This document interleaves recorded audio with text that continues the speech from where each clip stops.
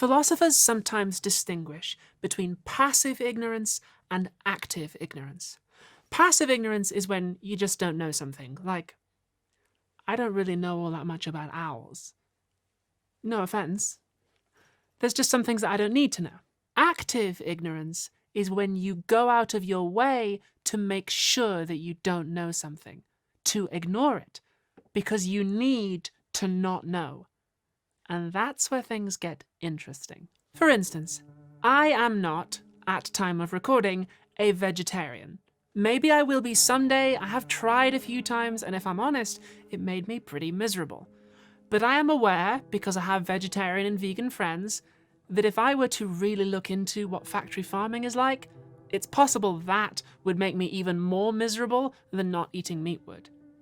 And so, I don't look into it. In order to avoid being miserable, I deliberately remain ignorant. And most of the time, I don't even think about that ignorance. I'm deliberately ignorant of my deliberate ignorance. This is an example of what philosopher Jennifer Foster calls Doxastic Anxiety. That's anxiety about forming beliefs.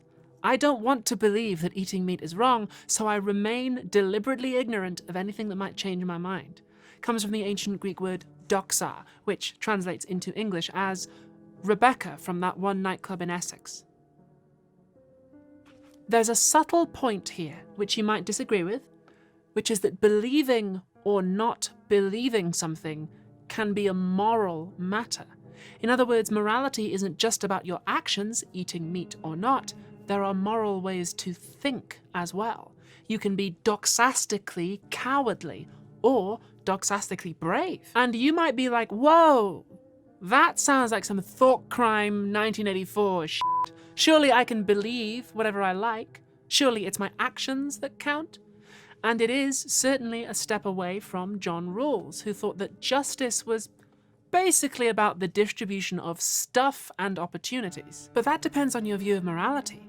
If you think that morality is just about the consequences of your actions, then yeah, okay. But in recent years, philosophers have started talking about having the right intellectual virtues.